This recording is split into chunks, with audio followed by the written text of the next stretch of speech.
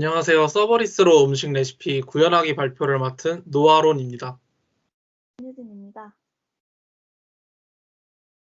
김홍민입니다.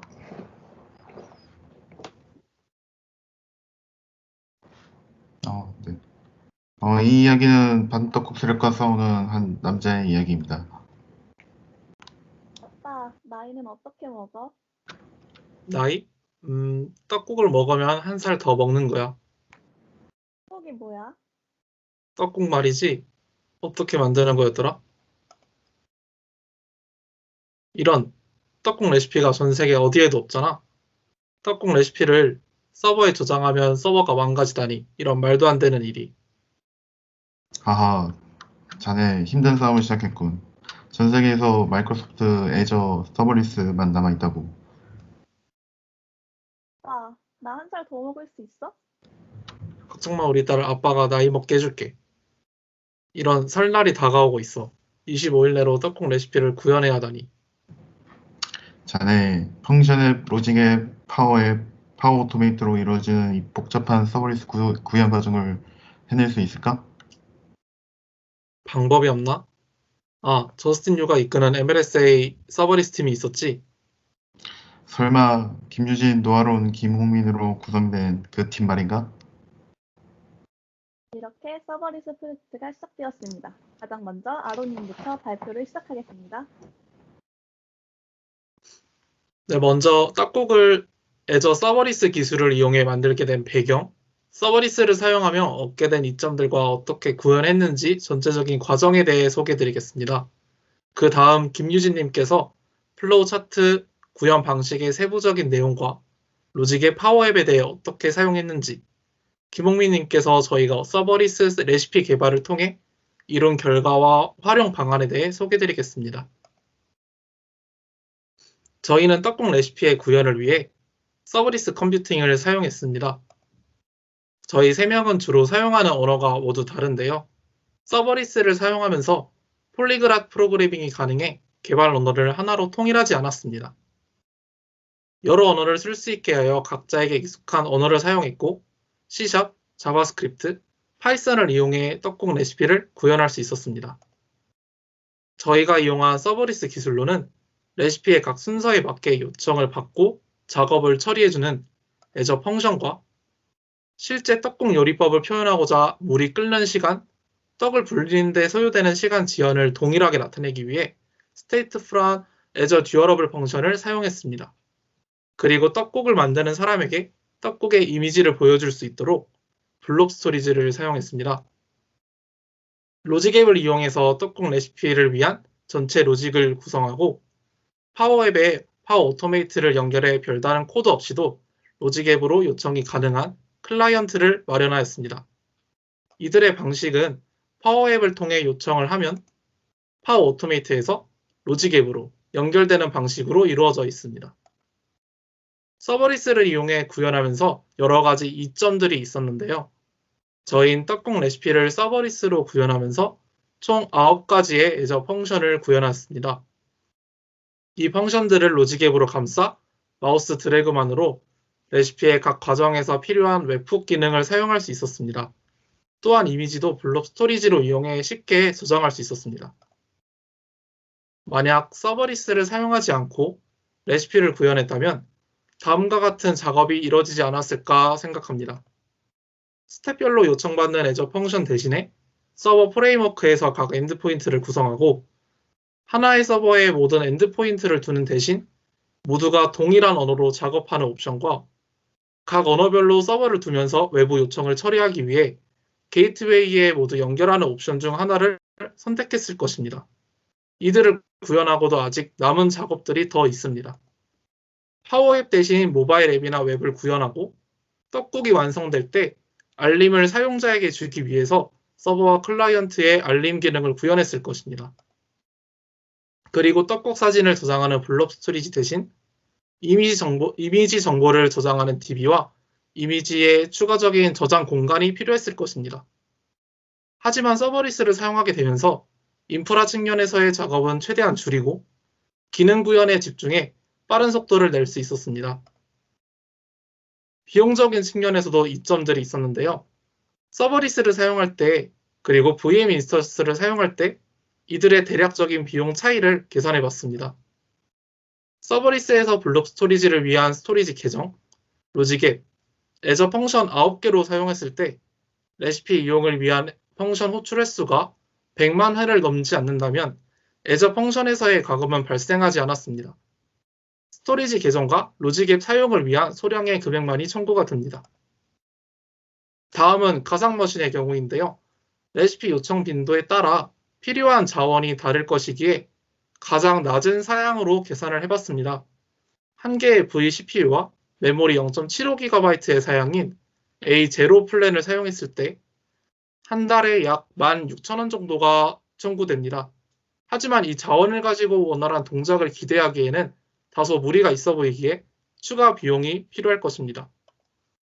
이렇듯이 서버리스를 이용해 떡국 레시피를 구현하면서 비용적인 면에서도 이점이 있었습니다. 다음은 서버리스 특징을 이용해 구성해본 떡국 레시피 로직앱의 전체 과정입니다. 애저 펑션과 애저 듀얼러블 펑션, 블럭 스토리지를 이용한 단계들이 곳곳에 위치해 있습니다.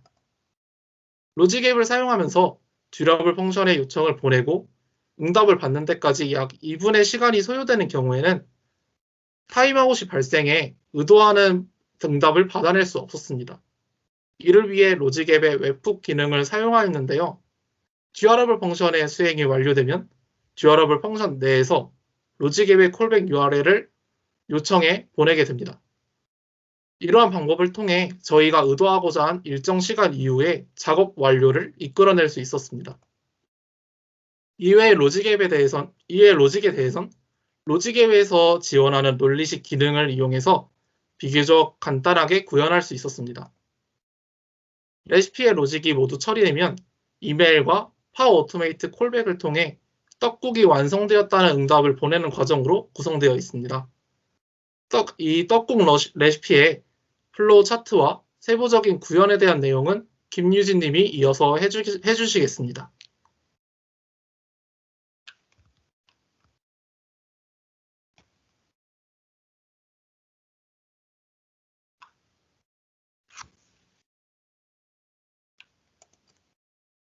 안녕하세요. 아론님에 이어서 발표를 맡은 김유진입니다. 저를 한 줄로 소개하자면 해킹하는 개발자입니다. 이번에 서버리스도 하게 되었죠. 저는 이번에 서버리스라는 개념 자체를 처음 접하게 되어서 어떻게 구현해야 할까 막막했습니다. 단순히 떡국 만드는 소프트웨어니까 어려워도 검색하면서 만들면 되지 뭐 하고 생각하기도 했습니다. 하지만 소프트웨어 라이프 사이클대로 개발한다면 스스로 배울 점도 많아질 것이라고 생각했습니다. 그래서 가장 먼저 소프트웨어 요구사항을 분석했습니다. 떡국 레시피 서비스를 구현하기 위해 필요한 기능은 떡국 레시피 서비스를 구현하기에 필요한 기능은 입력값을 받아서 처리한 뒤 결과값을 이메일로 전송하는 기능입니다. 그리고 제약 조건으로는 시작할 때 저희가 진행한 상황극에서 보셨다시피 서버리스로 구현해야 한다는 것, 마이크로소프트 애저를 사용해야 한다는 것, 마지막으로 설날 전에 떡국을 만들어 먹어야 되니까 25일 이내로 구현해야 한다는 것입니다. 그래서 저희의 목표는 요구하는 기능들을 애저 서버리스 서비스를 이용하여 25일 이내로 구현하는 것입니다. 다음으로 시스템 명세입니다. 입력값으로는 떡을 불리고 파를 썰고 계란을 풀고 휘젓고 재료를 끓이는 시간들이 들어갑니다. 그리고 떡이 썰렸는지 후추 토핑을 할지 말지에 대한 불리한 값도 입력값으로 들어갑니다. 또 가장 중요한 이메일 주소가 입력값에서 빠질 수 없겠죠? 그리고 우측 그림 1에서 저희가 처리한 떡국 레시피에 관련된 이슈들을 보실 수 있습니다. 처리 내용은 떡국 레시피에 맞게 각각 처리했습니다. 다 얘기하면 너무 길어질 것 같은데요. 마지막으로 출력은 이메일 주소로 전송된 떡국 이미지입니다. 다음으로 순서도를 작성하여 프로그램 절차를 구체화하였습니다. 이제 순서도를 보면서 프로그램의 구체적인 알고리즘을 설명해 드리겠습니다. 먼저 가래떡을 샀는지 안 샀는지에 따라서 30분 동안 물에 불릴지 여부가 결정됩니다. 그리고 끓는 물에 재료를 넣어야 되니 앞서 동시에 파를 썰고 고기를 볶고 계란을 풀어주는 과정이 들어가게 됩니다. 당연히 썰렸는지 고기가 잘 익었는지 계란을 풀었는지를 확인하고 넘어가게 됩니다. 다음으로 거품이 있는지 확인하고 있으면 걷어내고 다시 시간이 지난 뒤 확인하는 과정을 반복합니다. 거품이 없으면 다음으로 넘어갑니다. 이후에는 아래로 쭉 진행하게 되는데요. 간장, 소금, 마늘을 넣고 계란을 풀어서 휘젓고 채썬 파를 넣어줍니다. 마지막으로 후추를 뿌리면 완성됩니다. 다음으로 프로그램의 구조에 대해 설명해 드리려고 합니다. 가장 먼저 설명해 드릴 것은 서버리스의 가장 기초가 되는 펑션 앱입니다. 저희가 구현한 듀얼러블 펑션에서는 화면에서 보시는 것처럼 오케스트레이터 펑션, 액티비티 펑션, 클라이언트 펑션 총 3가지의 펑션들이 사용됩니다.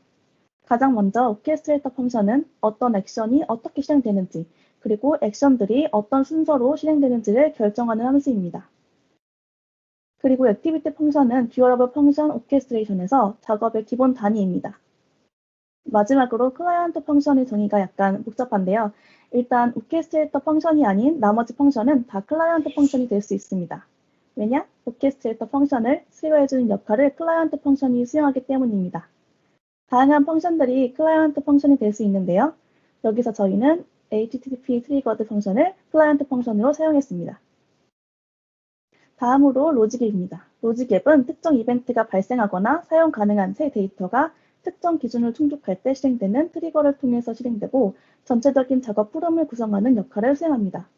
펑션 앱에서는 반환된 값을 로직앱에 바로 올리려고 하는데 문제가 생겼습니다. 문제는 로직앱 타임아웃 시간이 2분이어서 듀얼러블 펑션에서 타이머가 2분 이상 돌게 되면 제대로 기능을 수행하지 못하는 것이었습니다. 듀얼러블 펑션에 콜백 URL을 보내 일정 시간이 지난 후 웹훅으로 결과를 돌려받는 방식으로 구현하여 문제를 해결하였습니다.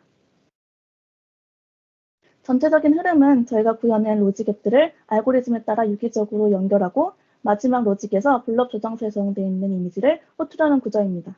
여기서 블럭 저장소는 HTTP와 HTTPS를 통해서 접근할 수 있는 구조화되어 있지 않은 저장소를 의미합니다. 저희가 실제로 구현한 로직앱들의 모습입니다. 앞서 보여드린 순서도와 비슷하죠? 자주 등장하는 녹색 마크인 HTTP 웹훅 스텝들의 안에서는 다음과 같은 값들을 받아서 처리합니다. 포스트 방식으로 입력을 받고 특정 URI의 본문에 적힌 내용들을 입력값으로 받아서 처리하고 펑션 앱에서 처리한 결과를 다시 콜백 URL에 반환하는 형식으로 구성되어 있습니다. 파워 앱은 필요한 앱을 빨리 만들 수 있도록 도와주는 앱 개발 환경을 의미하고 여기서 지칭하는 파워 앱은 저희가 구현한 시간, 불리언, 이메일을 입력해서 파워 오토메이트로 정성할 수 있도록 만든 앱을 의미합니다. 그리고 파워 오토메이트는 앱과 서비스 사이에 워크플로우를 만들어줍니다. 그래서 파워 앱에서 파워 오토메이트를 호출하고 파워 오토메이트에서 로직앱을 호출합니다. 전체 워크플로우가 다 수행된 후에 파워 오토메이트에서 파워 앱으로 노티를 보내게 됩니다. 저희가 구현한 파워 앱의 모습입니다.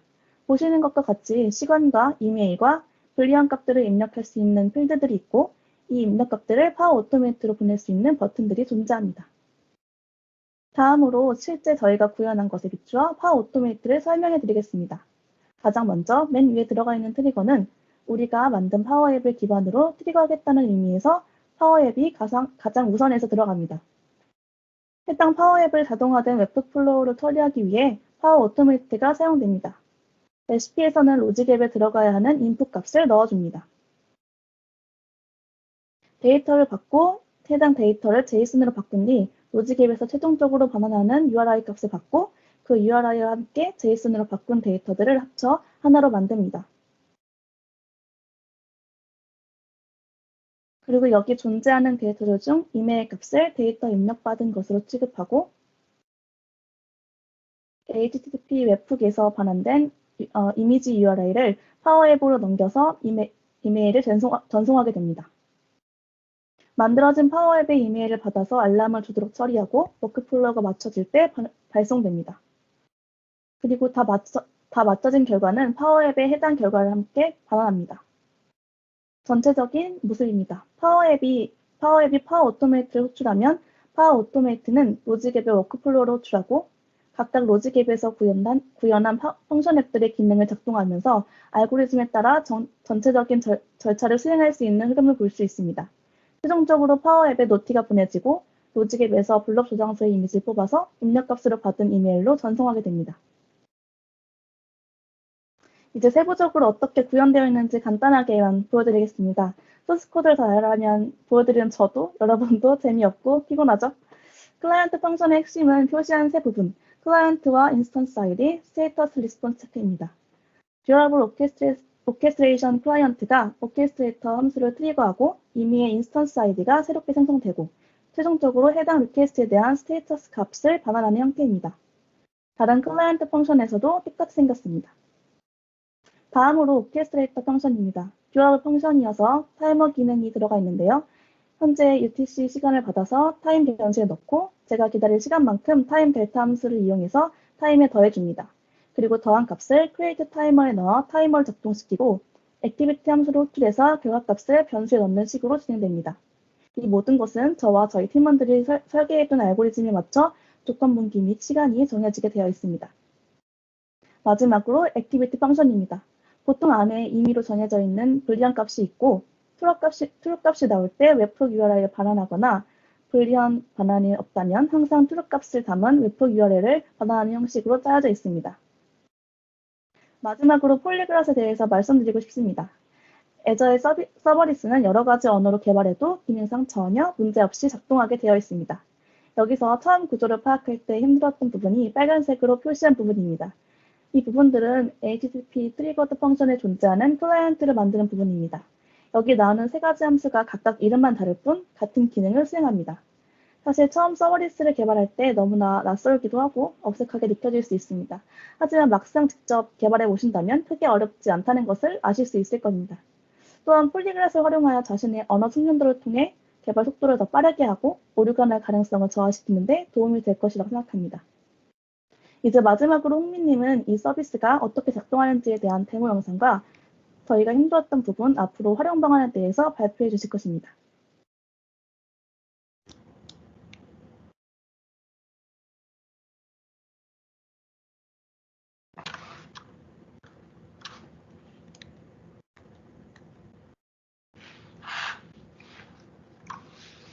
네, 그래서 정리를 해보면 사용자는 이 파워 앱스를 통해 최초 요청을 실행하면 파워 오토메이트의 플로우가 실행이 되고 로직 앱의 개별 애저 펑션 등을 거쳐 최종적으로 떡국을 받는 시나리오였습니다.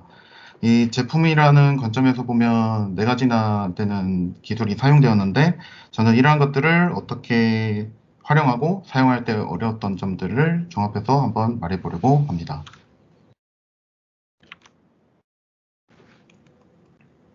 일단 그 기술 네 가지에 크게 익숙해질 필요가 있었습니다. 너무 많은 이 아이템들과 너무 많은 시나리오가 나올 수 있었기 때문이죠.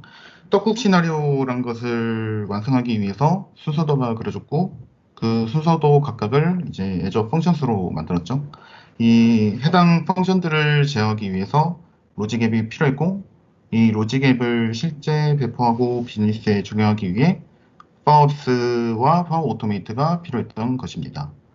서버리스라는 개념이 사실 그래서 인프라로부터 최대한 떨어진 상태로 뭔가를 한다는 장점이 있지만 반대로 그에 대해 정확히 알지 못한다면 제대로 이 활용을 할 수 없다는 양날의 검이 존재하기 때문에 이러한 챌린지가 존재를 했고 정확하게 짚어볼 필요가 있었습니다.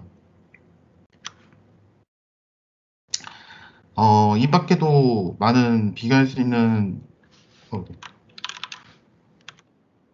네, 그래서 일단 애저 펑션이랑 애저 로직 앱을 한번 비교를 해볼 건데요. 일단 애저 펑션 자체는 애저 앱 서비스를 통해 호스팅이 되고 로직 앱 자체는 애저 포털에서 서비스가 됩니다. 그리고 펑션 자체는 민트 발생 시 이제 코드가 동작하는 반면 로직 앱 자체는 발생 시 해당 워크플로우가 동작하는 방식이고요.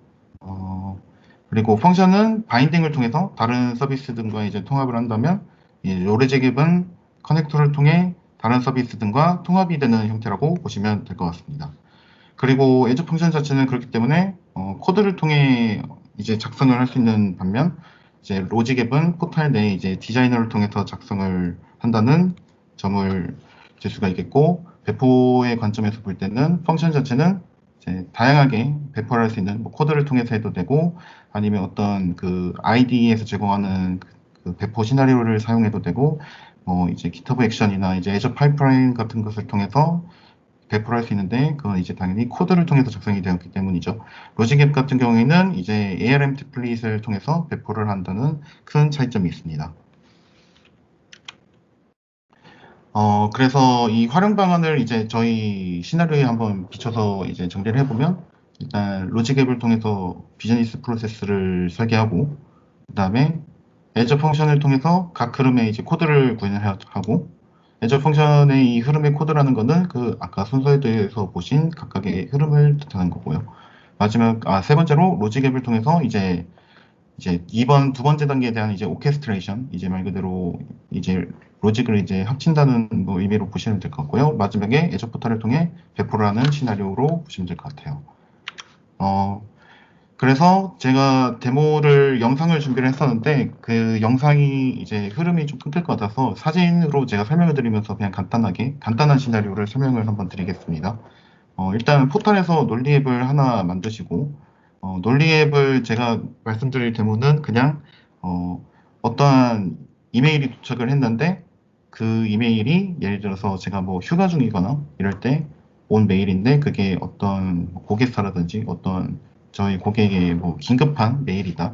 그런 경우에 제가 부재 중이라도 이제 다른 팀원들에게 알릴 수 있게 팀즈 이제 채널에 이제 그 해당 내용을 전송하는 간단한 그냥 데모인 거고요. 그래서 이렇게 저 밑에 보이시는 아웃룩에서 새 전자메일이 수신되는 경우라는 것을 이제 이용을 하고요. 그러면 이제 이런 이제 기본 템플릿으로 이제 시작을 하는데, 여기서 중요한 거는 제가 뭐 중요도나 이런 거는 어떤 그 아웃룩 메일의 이제 기본 설정을 이제 사용을 하고, 여기서 중요한 거는 제 계정을 이 데모에서는 이제 사용을 했었는데, 자신의 계정이 아니더라도 다른 계정의 그 인증만 받을 수만 있다면 다른 계정의 메일도 구독이 이제 팔로우업이 가능하다는 걸 지금 염두에 두시면 될 것 같아요.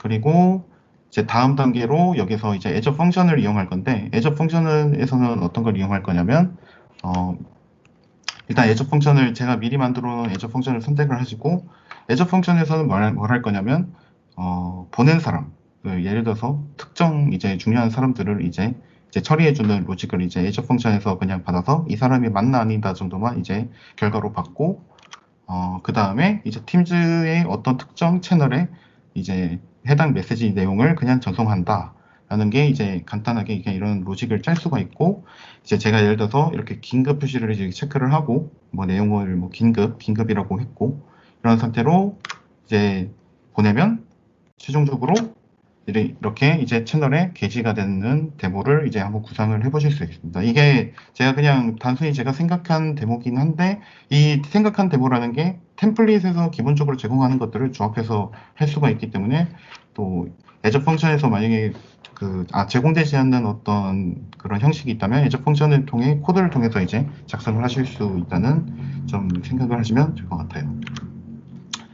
그리고 로직앱과 파워 오토메이트를 한번 이제 비교를 해보면, 로직앱 같은 경우에는 말씀드렸듯이 애저 포탈을 통해 사용 가능하고, 파워 오토메이트 같은 경우에는 마이크로소프트 365 라이센스가 있어야 되긴 합니다. 근데 마이크로소프트 365 라이센스가 있으시다면 이제 마찬가지로 이제 오피스 안에서 이제 이용이 가능하고, 로직앱 같은 경우에는 그래서 다양한 사스 비즈니스에 연계가 가능하다는 점인데, 이게 어떤 걸 의미를 하냐면, 아까 보신 이제 커넥터라든지 이런 게 다양한 게 제공이 되기 때문에 그런 것을 통해서 연계가 가능하다라는 점을 들 수가 있겠고, 파워 오토메이트 같은 경우에는 그래서 365에서 제공하는 어떤 그런 특화된 서비스다 보니 좀 더 이쪽에 친화되어 있다는 느낌이 강하긴 하지만, 로직앱과 마찬가지로 이제 다양한 것에 연계할 수 있다는 점은 동일하다고 보시면 될 것 같아요.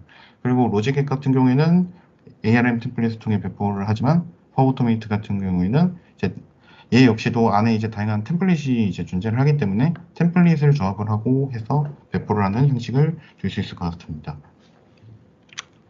그래서 이 파워앱과 파워 오토메이트를 활용하는 것 역시 저희 시나리오에 비춰서 이제 생각을 해보면, 파워앱을 통해서 일단 비즈니스 UI를 설계를 하고, 그 다음에 파워 오토메이트를 통해서 파워앱을 연결합니다. 이 말인즉슨 아까 저희 떡국 앱에서 보신 것처럼 파워앱에 있는 그런 이제 입력을 받아서 파워 오토메이트부터 내부까지 이제 어떻게 연결을 한다는 제 의미로 보시면 될 것 같고요. 그 다음에 로직 앱을 통해서 내부 비즈니스 워크플로우를 설계한다. 이게 아까 제가 앞에서 보여드린 데모와도 같이 이런 안에 있는 로직을 설계하는 거고, 그 다음에 애저 펑션을 통해 각자가 이제 개별 코드를 작성을 하고, 마지막에 그 파워 앱을 배포를 해서 모바일이나 뭐 데스크톱에서 이제 사용할 수 있다는 점을 줄 수가 있겠습니다. 네, 그렇습니다.